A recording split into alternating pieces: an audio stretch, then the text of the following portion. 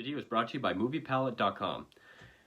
Hey everyone, do you have a favorite movie that you would love to hang on your wall but you can't think of what scene or what poster to get? Well, now you can get the entire movie on one high quality canvas. With MoviePalette.com, you can get every scene from your favorite movie, or more specifically, the dominant color of every scene from your favorite movie in chronological order on a great high quality canvas. It also comes with a silver engraving of the title down at the bottom.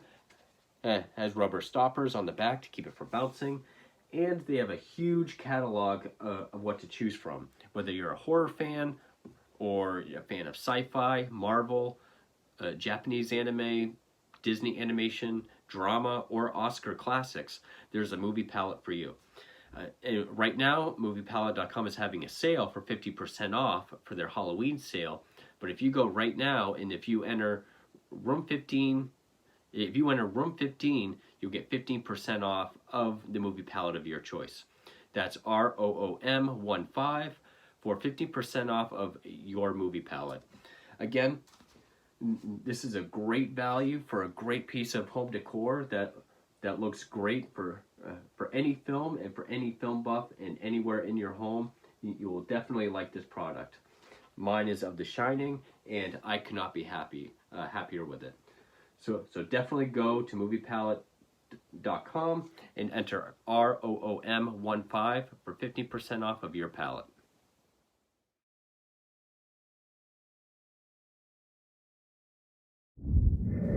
Hey horror fans, welcome back to 1237, back with another review. As I continue my kind of marathon run through of true crime, real life serial killer films, I've done 2 so far, both part of this Killer 3 DVD pack. So this is the 3rd and final one. And it's a movie of probably one of the biggest serial killers in American history. Definitely one of the big 3. You know, whenever people mention serial killers, they always mention 3, and this guy is pretty much always one of them. So you would think there would be more movies about this killer. There's actually more kind of asylum-esque novelty films on this guy than there are actual biopics. And one I haven't seen, there's 2.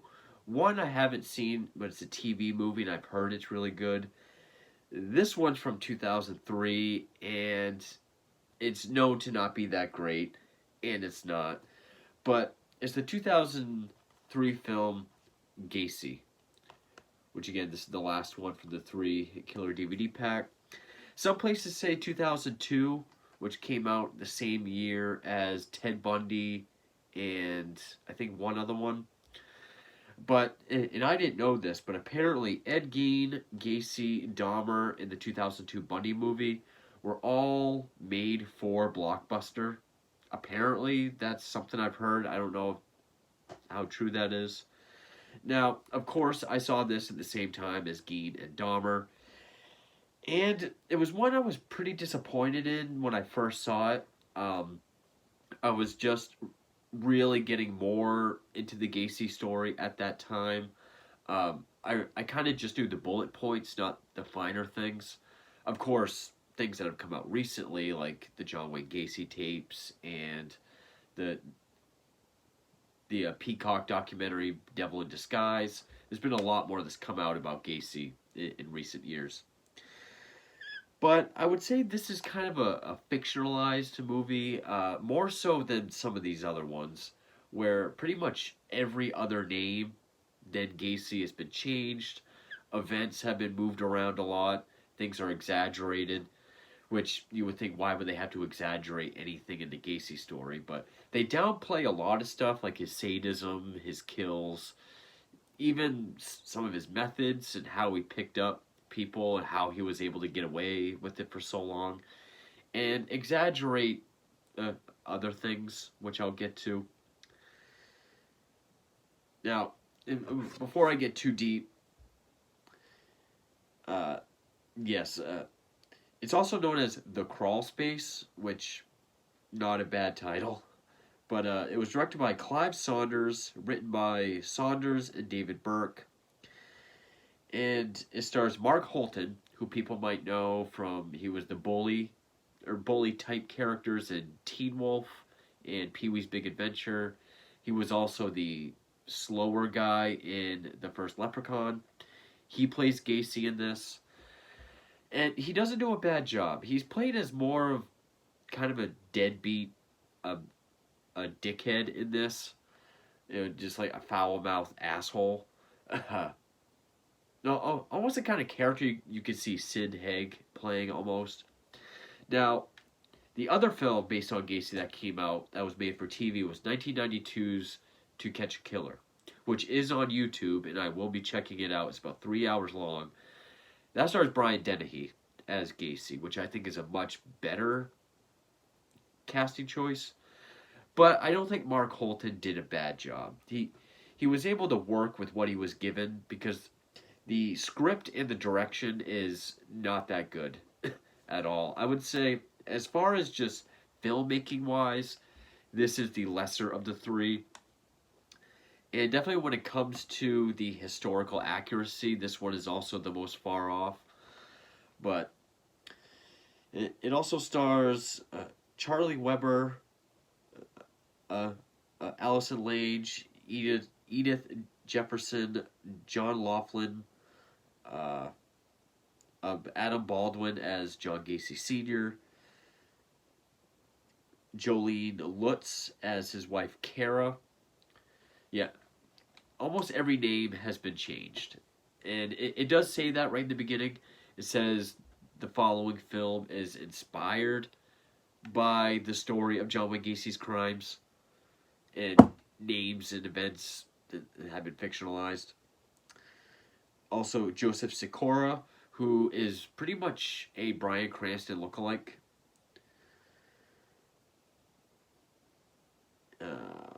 Yeah. It has a 17 on Rotten Tomatoes. I wouldn't say it's that bad, but it's not that good either. Came out May 13th, 2003, which is really, all just 3 days past the 9th anniversary of John Wayne Gacy's execution, May 10th, 1994. Now, of course, real quick as a recap, or just for those that don't know, as if anyone doesn't, John Wayne Gacy was a serial killer. Duh. From the Chicago suburb of Des Plaines, or Des Plaines, however you pronounce it, who killed 33 young men and boys between the years of 1972 and 1978. 29 of which were found either under the crawl space or in his backyard or in or under the garage. 26 at least were found under the crawl space. A couple more scattered on the property. And 4 were dumped in the nearby Des Plaines River. He was arrested in December of 1978, which this whole movie takes place seemingly around summertime. So that's one big inaccuracy, was he was finally arrested in the dead of winter, where there was, or the beginning of winter, where there was snow everywhere. He was seen as a pillar of the community, a family man with kids. He also had his mother living with him, and real like suburban America. But he also had his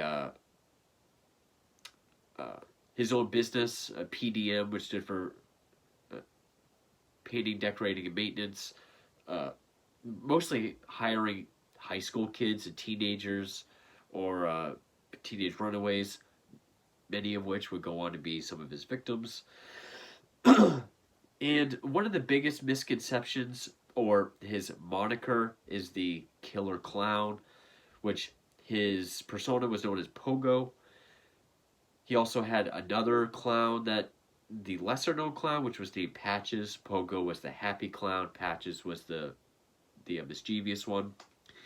And because of that, and also this notion was kind of taken as inspiration for Stephen King's Pennywise. One of the biggest misconceptions of Gacy is that he dressed up as a clown and that's how he lurked and stalked and abducted his victims. Not entirely true. He would do children's birthday parties or for his the kids of his politician friends or the children's ward in the hospital. He would do clown shows. But and some sources say this never happened, but other places says it did. Gacy did like to at the very least, to wear the face paint when he did have his victims at his mercy while he was torturing and sexually assaulting them and killing them. So that's where the killer clown aspect comes in. And, as I've said before, serial killers has been my biggest interest and biggest passion for most of my life, almost 20 years at this point. As far as Gacy goes, I do have the book Killer Clown by Terry Sullivan. There is a book of the Inside the Mind of series that I want to get. Since there was the John Wayne Gacy tapes, I'm hoping there's a Conversations with a Killer book, as there is with Bundy, Kemper, and Manson. Hopefully there's a Dahmer one that comes out. Obviously, numerous documentaries. Like he's on the cover here. On top of at least 24 encyclopedia-type books. This is the biggest encyclopedia I have. Then smaller books, I just pulled this one because he's on the cover. Now, about the film itself. 10 minutes in. So yes, Mark Holton does do a good job as Gacy, but and this one's different than the last two that I reviewed, because the last two gives a lot of backstory via flashback. This doesn't do that at all. We open up at some vague time in Wisconsin, 1953, when he's on a fishing trip with his father. His father was known to be a very abusive alcoholic that treated young Gacy like a sissy, and he's never gonna amount to anything, and was very verbally and physically abusive. That's the only backstory we get, is just this fishing trip where his dad hits him, taunts him.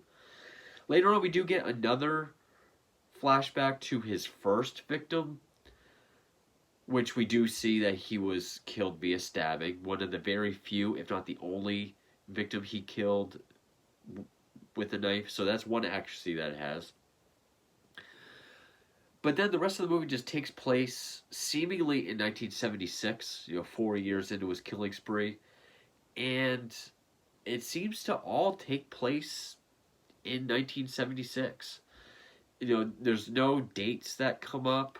So when he finally is arrested, it doesn't say 1978. It's perpetually summer for some reason. There are some goofs. Like, one thing is, he never hit any of his employees with a hammer and then tried to pay them off and be like, hey, don't tell anyone about this. But that character, we see him with like the big bandage with the blood spot on his head. Then in the next scene, he has like one of those small pinch bandages.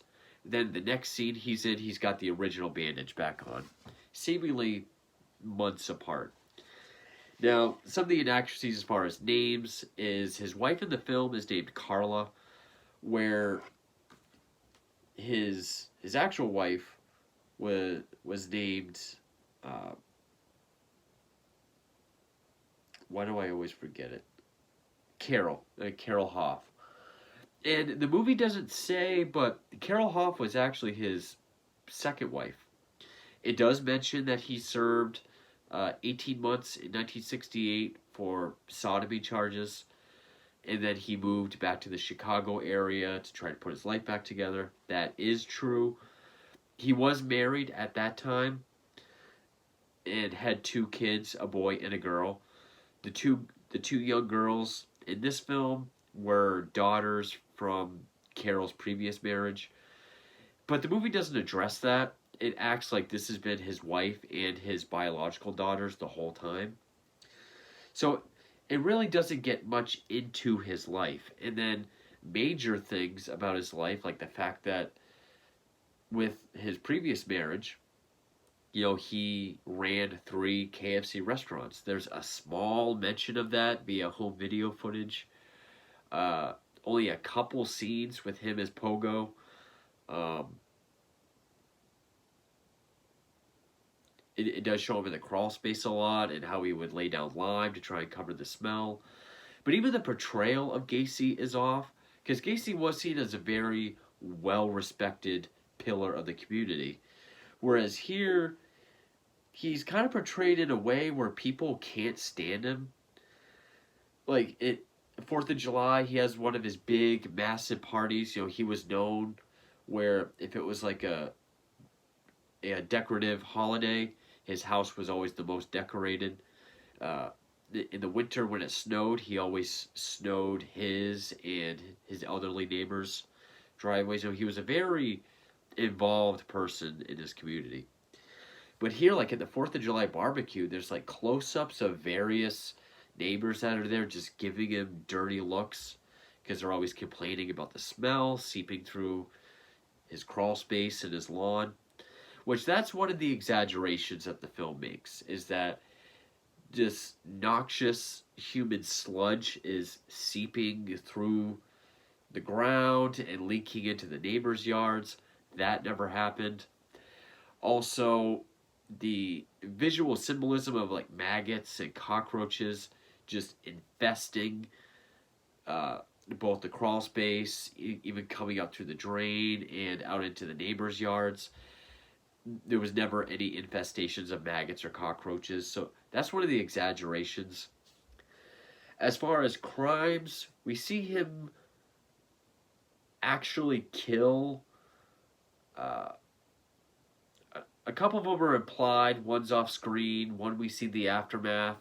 One we actually do see him pogo makeup, handcuffs behind the kid's back, doing his rope trick, which is when he would take the slip knot, put a stick in it, make like a tourniquet, and choke them, and alternate between tightening, letting go, tightening, letting go, while sometimes simultaneously holding their head underwater in the tub.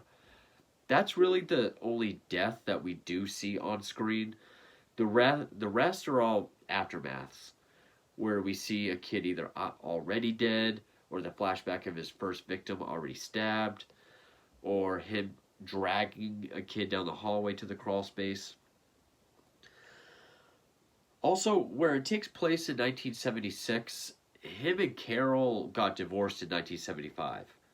So, by the time you get to the film's time frame, they were already divorced. By 76, she moved out. And it was just him and his mother.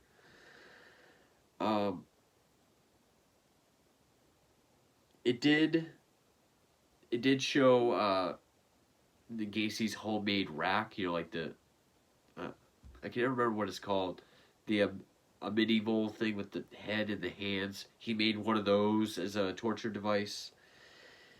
He did invite one of his young employees to live with him at one point, which that's kind of our, other than Gacy, kind of our lead, which is the character of Tom, played by Charlie Weber. And he's going to be the one that gets away. I think he's supposed to represent the real life person whose name always escapes me, who Gacy has said, not only are you the one to get out of the handcuffs, but you got him on me. Now, Tom doesn't do that in the movie, but I think he's supposed to represent a number of them that got away. It does show this one scenario where he picked up a male prostitute, tortured him, repeatedly gave him chloroform, and then when he was done torturing him, he just dumped him off at the park. Now, in the film, he does go to the police, and he kind of gets the help of these very grungy undercover surveillance cops to watch Gacy. Whereas in real life, if he's based on the real life counterpart, that whole thing, I believe, was settled out of court as like a payout. I could be wrong on that. But also there's the character of Stevie, who I'm pretty sure is supposed to be based on Gacy's second victim, uh, John Butkovich, who was a former employee that had a falling out with Gacy over pay that he never received. Gacy did end up killing him. Gacy would go on to say that they did have some sort of sexual relationship. Here, that's not present, but Stevie is mad that Gacy's holding out pay. Butkovich never did get a couple goons to jump Gacy and take the money from him, like the movie shows.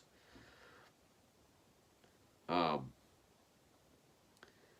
and then they decided to give it a Hollywood ending, which is not procedural at all. Well, before we get to that, it does show Gacy picking up the kid at the pharmacy who's waiting for his mom,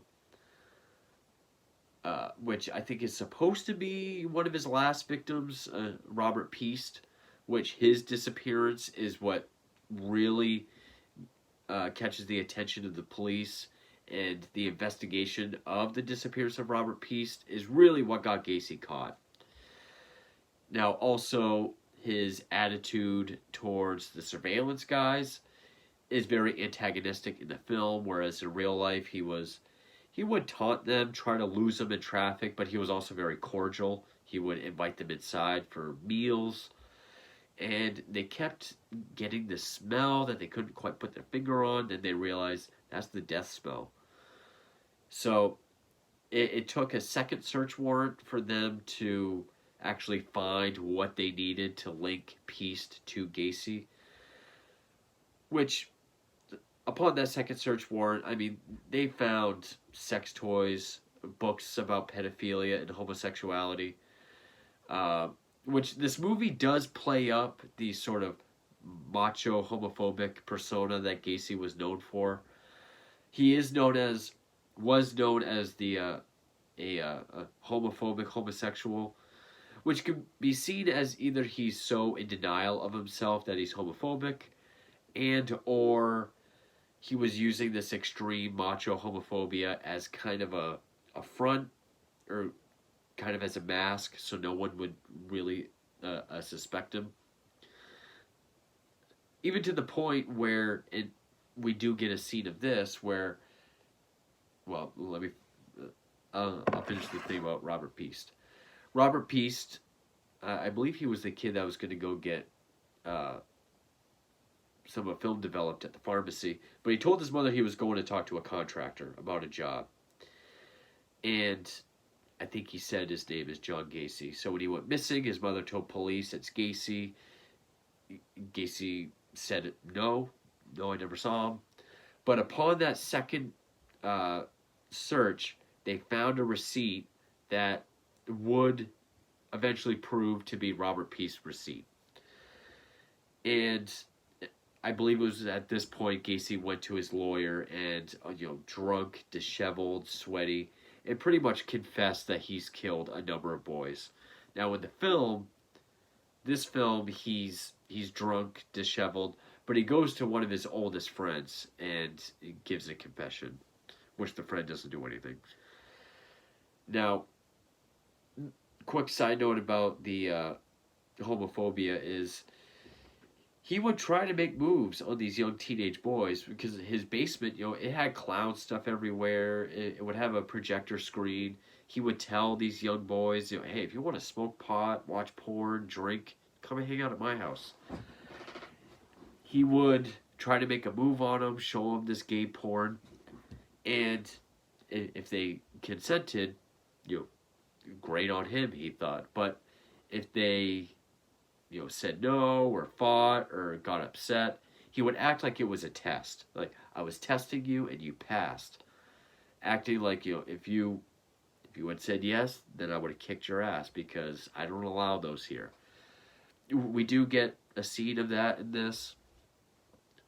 But the whole Hollywood ending, it's not the Robert Peast investigation.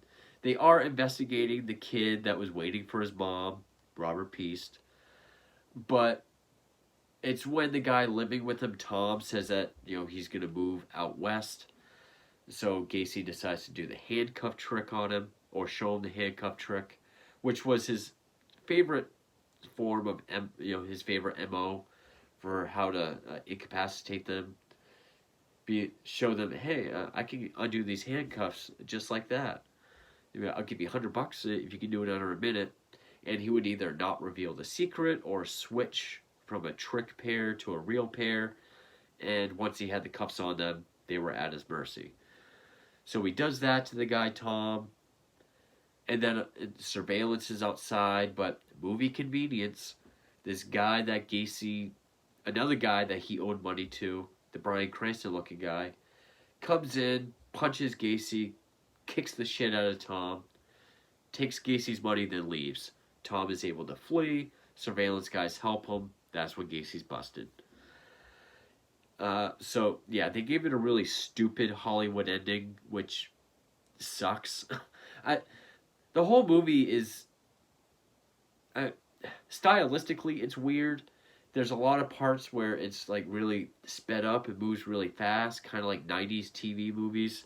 It does have this sort of Lifetime original feel to it.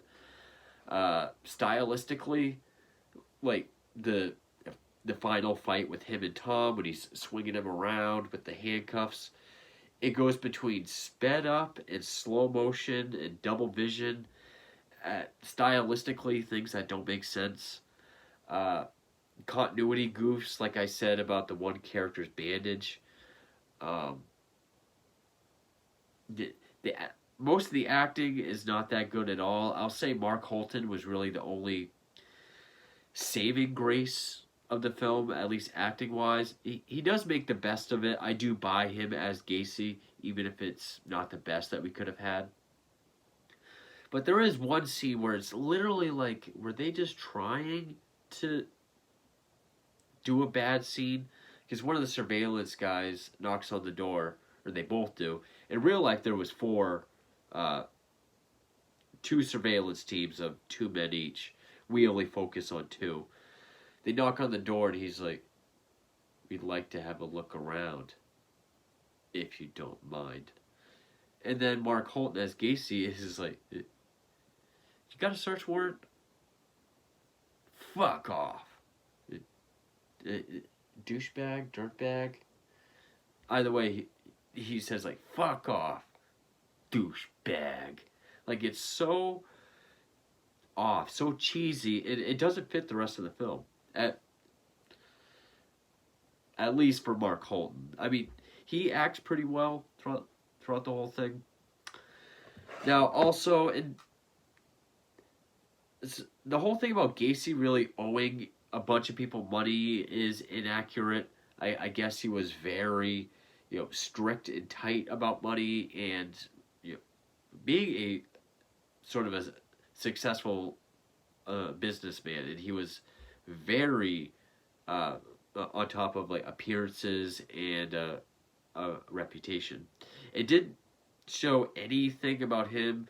He mentions like, you don't know who you're messing with. I have connections, but it just makes him look like a loudmouth. Even though he was connected to politicians, he had politician friends. He was a host or someone important at this dinner where the first lady at the time, Jimmy Carter's wife, was present.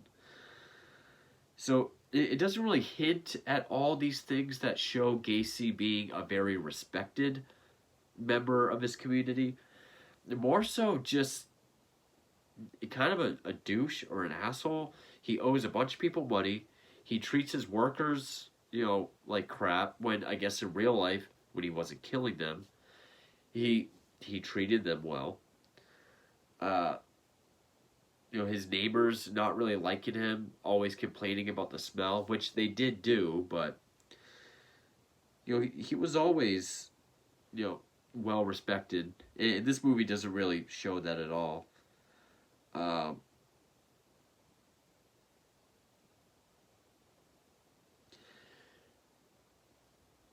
Also, it shows that he's just continuously killing with his wife and stepdaughter's home, which wasn't quite the case. I mean, he killed his first victim in 72, but it was towards the end of their marriage when he really started to kill. Starting in 74, so it was kind of towards the end of their marriage. Uh, but this movie does show that he had a couple of his employees dig these trenches in his crawl space, even when bodies are buried down there. But there's also a scene where pest control comes. That never happened. Uh,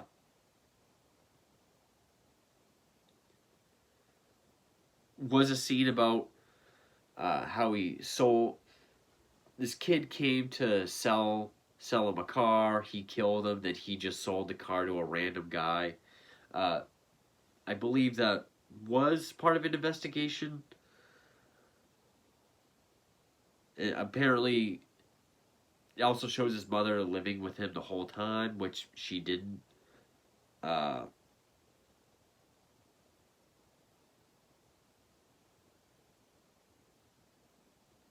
then at the very end, it says it's estimated that Gacy picked up and raped around 2,000 young men. Now, that's never been proven. I don't think that's ever really been estimated. And then it says, on May 10th, 94, he was executed. His final words were, "Kiss my ass." Now, I think for a while that was sort of a thing of myth or legend, but in recent years, there's been more sources that say that that was true. And this portrayal of Gacy really does, I mean, that one line in the final text, his final words were "kiss my ass," really sums up the portrayal and the angle that they're going for Gacy in this film. Really just a kiss my ass kind of guy, which he was when push came to shove, but he was also very respectable and very respectful, uh, eh, at least outwardly. Um, just some other similarities. Uh, him trying to be a cop, or him pretending to be a cop to pick up young men. That was something he did in real life. Uh,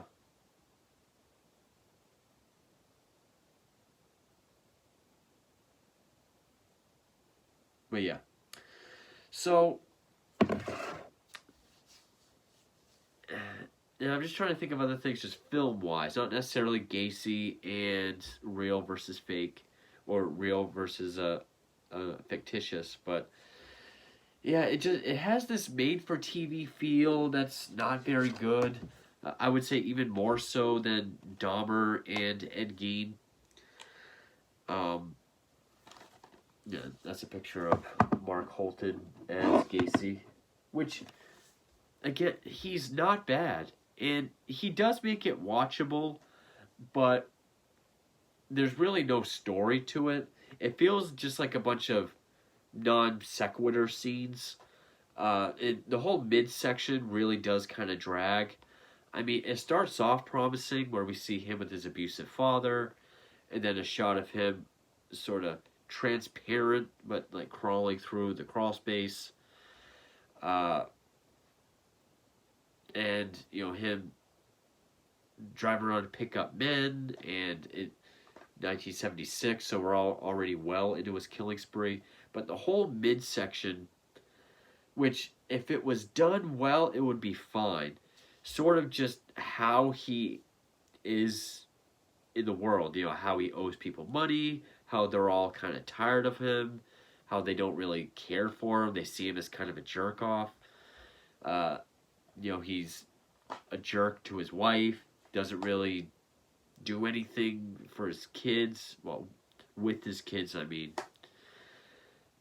It does show how his wife found out about at least his sexuality, which he admitted he's bisexual. And even all the way up until the end, he never admitted to being homosexual. He said he's bisexual. There is a difference to him. And he, she found pants that weren't his, underwear that was not his. Found like handcuffs, sex toys, magazines, uh, gay porno mags.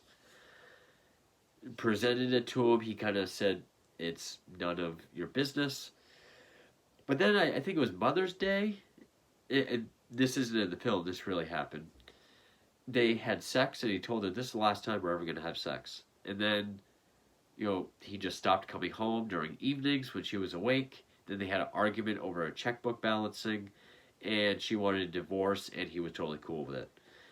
Here, she finds magazines, pants, sex toys. He doesn't really give her an answer. Then in the next scene, they're leaving, and they're out of the film forever. There's really not much to say about it, filmmaking wise. It feels like they're trying to be stylish, but there's not much to it. Again, Mark Holton is really the only good thing about it, acting wise. I will say, they don't really do that much effort to make it look or feel like 1970s. I mean, the house kind of looks like 8213. I always forget the name of the street. I know the house number is 8213. But, and, his young coworkers or employees and his victims, they do look like, the photos of his victims. They do look like teenage boys of the 70s. So that's, that works. 8213 West Somerdale Avenue.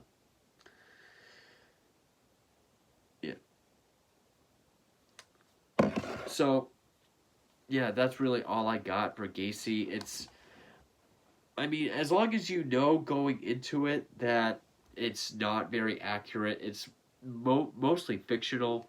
There are true events in there, like the ones I said, but it's not, it's definitely not like the Evan Peters Dahmer film, or, it's not Extremely Wicked with Zac Efron, where they were really going for accuracy. Here, they're kind of just going for... It almost feels like someone who didn't really do their homework, just kind of knew, oh, John Wayne Gacy is this guy. He runs a business, hires, young men, teenage boys, who are also his victim profile, and likes to dress up as a clown occasionally, buries them in his crawl space. That's really... It really does feel like that's all they had to go on. Now, I really want to watch the Brian Dennehy film To Catch a Killer, which I've heard is pretty accurate, more spot on. It definitely... And I've heard Dennehy really does capture the charisma of Gacy and more of the range that Gacy had as a personality. And as I said at the very beginning, there is a slew of novelty films. Like, there is Dahmer versus Gacy. That's not one I'm going to be reviewing. There is one called 8213 Gacy House, which I believe is just like a Paranormal Activity type film, but in his house. There's another one called Dear Mr. Gacy, which is a true story, or based on a true story about someone corresponding with Gacy while he was in prison. But if the movie could at least match Holton's performance, which again, it's not great, it's not phenomenal, but it's passable. Holton is passable as Gacy. The film itself is just not really that good at all. Even if it was, 75% accurate, which it's not, but even if it was, it still would suffer from the filmmaking itself. And that's really all I got on it. So, that is the Killer 3D pack. I think I have 22 movies total so far to get to. So I've done 3, so I've got 19 left. I've got more on order. There's more that I'm going to be ordering and picking up. So I got my work cut out for me this month. And as I said before, I made a list of pretty much every based on a real serial killer movie ever made.